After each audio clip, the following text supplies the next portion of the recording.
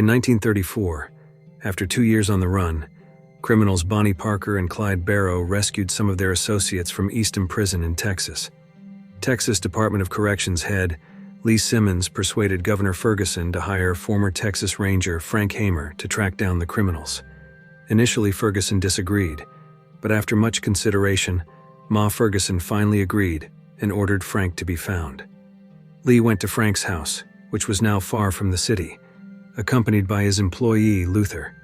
Frank welcomed them and asked about their visit. Lee explained his purpose. Frank was actually hesitant about accepting the offer.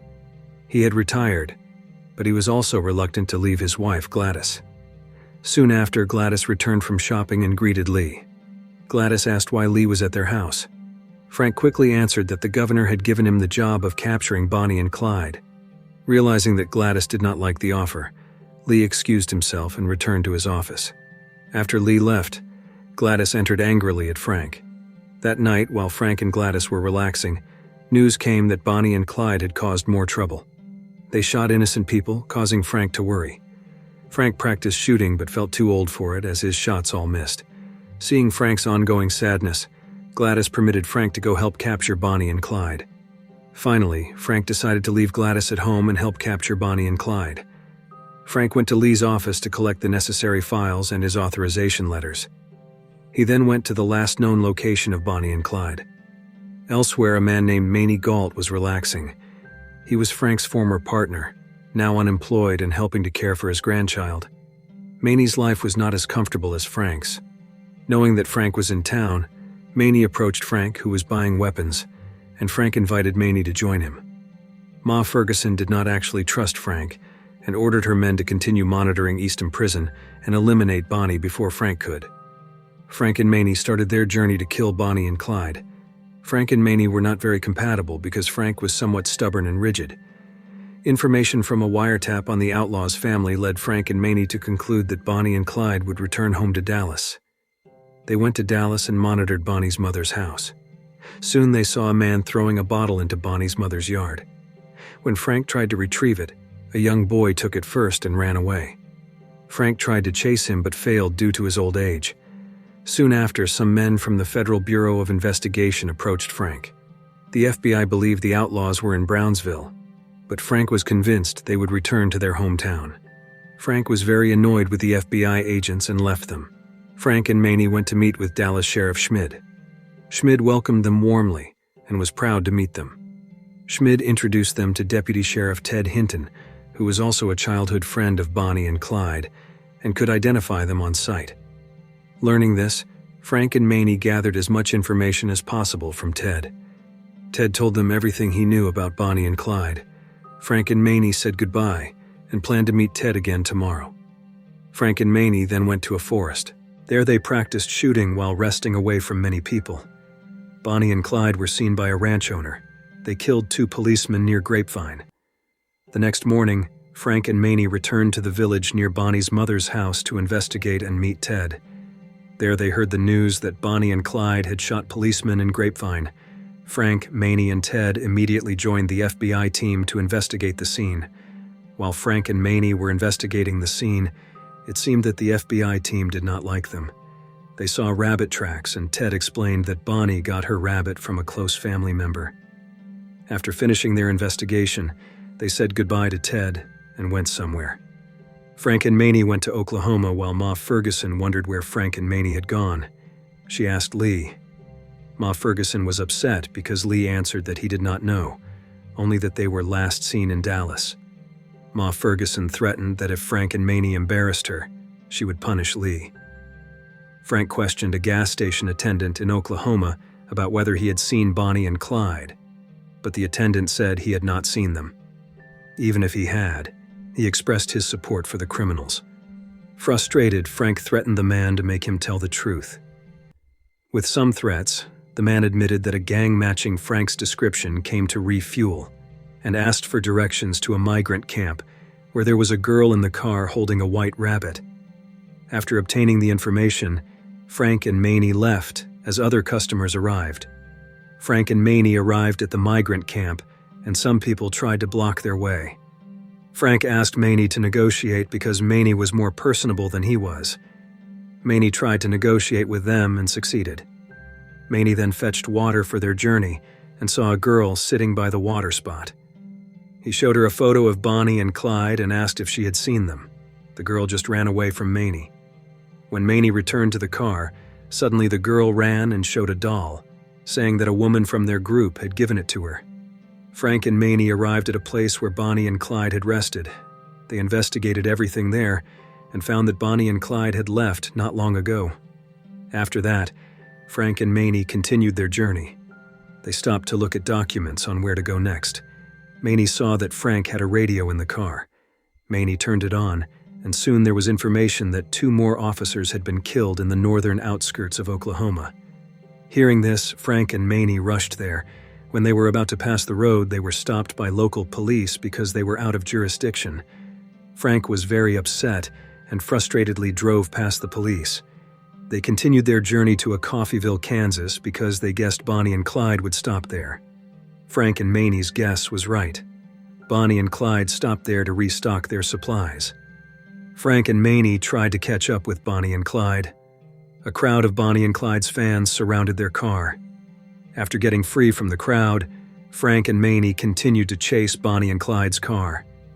Frank and Maney chased Bonnie and Clyde's car, but Bonnie and Clyde escaped through a field. After the chase, Frank returned to the car and recounted that they had breakfast in Amarillo. Maney realized that he and Frank were too old to match Bonnie and Clyde. During their long journey, Frank and Maney decided to return to Dallas and found that the rabbit had been sent to Bonnie's mother's house. Frank entered a house, and there he met Henry Barrow, Clyde's father. Henry shared a bit of Clyde's story, explaining how he ended up like this. Henry begged Frank to let Clyde go for the sake of his family. Hearing this, Frank left the house. Frank told Maney that he would contact and inquire about the whereabouts of Wade McNabb, an associate of Bonnie and Clyde. Frank and Maney already knew Wade's whereabouts at a bar. They went to Wade and interrogated him. Maney excused himself to the bathroom while Wade trembled with fear. While Maney was in the bathroom, a few people entered. They knew that Maney and Frank were looking for Bonnie and Clyde. Those people threatened Maney, but Maney managed to overpower them. Meanwhile, Frank got information from Wade that tomorrow Bonnie and Clyde would meet a hairdresser. During dinner at Bonnie's mother's house, Frank and Maney watched Bonnie's mother's house again. A man threw another bottle into the yard, and it was taken by the same boy. But this time Frank and Maney managed to chase him. They knocked him down, causing the bottle to drop from his hand. The bottle contained a message that Bonnie and Clyde were heading somewhere else. Frank realized that it was Wade who warned Bonnie and Clyde. Frank and Maney immediately went to Wade's house. When they arrived, they found Wade beaten and already dead.